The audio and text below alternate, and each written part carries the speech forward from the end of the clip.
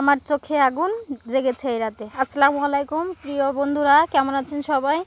আজকে আমরা লাকড়ির চুলায় একটু পিকনিক করতে যাচ্ছিলাম। এর জন্য আমরা দুধ চা আর পোড়া রুটি রাখছিলাম আর কি। সবাই মালাই চা আর পোড়া রুটি খাই। আমরা চাচ্ছি যে দুধ চা আর পোড়া রুটি দিয়ে এই রাতে ফাঁকা আকাশের নিচে একটু সবাই মিলে আনন্দ করি। চা বানাচ্ছে আমার ছোটো বোন এবং চুলা জ্বালাচ্ছে আমার হাজব্যান্ড আর কি।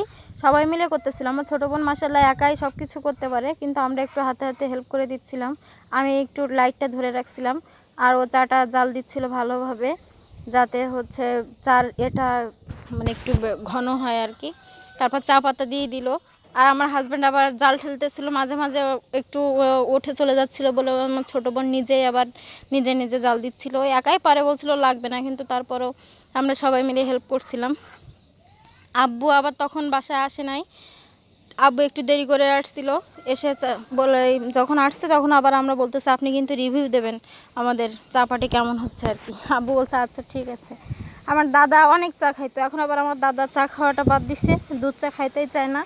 এই জন্য দাদা শুধু রুটি খেয়েছে, আর আম্মু ওদিকে আবার একটু তালের পিঠা বানাইছিল, সেটা খাইছে আর কি। তো সবাই মিলে খোলা আকাশের নিচে যে মজা করতেছি এটা বোঝানো যাবে না আসলে। খোলা আকাশের নিচে রাতে বাতাসের মধ্যে, আমাদের জায়গাটা একটু ফাঁকা জায়গায়, তো অনেক বাতাস, চুলায় নিভে এই জলে। তারপরে চা বানানো শেষ হয়ে গেল, ও কাপে কাপে ঢেলে নিল আর কি। পরে বলছে কাপ থেকে ঢেলে নিলাম, আমি এখানে একটা রিভিউ দেবো। আমি বলছি তোরা রিভিউ দেওয়ার দরকার নেই, তুই রুটি সেক। ও রুটিটা না সেকেই খাচ্ছিল আর কি। আমি বলছি রুটি পোড়া রুটিটা বেশি মজা লাগবে চা দিয়ে। পরে দুলাভাই বলছে আমি কি একটু টেস্ট করবো নাকি? আমি বলছি আচ্ছা করেন। পরে দুলাভাই একটু পানি খেয়ে জাস্ট একটু গালে দিল আর কি, যে কেমন হয়েছে চার লিকারটা আর কি। পরে আবার রুটিগুলো ও একটা খুন্তির মাথায় ভালোভাবে দিয়ে এপিট ওপিট ভালোভাবে পুড়িয়ে নিচ্ছিল আর কি। পরে ও দুলাভাই বলতেছে আমি একটু হেল্প করি, তুমি একা একা করতেছো। পরে ও দুলাভাই ওর পাশাপাশি একটা চামিচের মধ্যে ওই রুটি বাঁধিয়ে দুলাভাই ও সেঁকে দিচ্ছিল। ও আবার মজা করতেছে যে দেখেন আবার হাতও ছাকা দিয়েন না।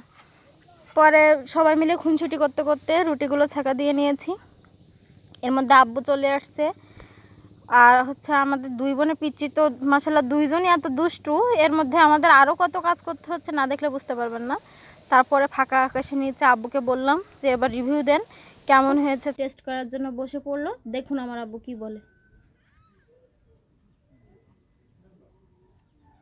আহ সেই স্বাদ, কি স্বাদ!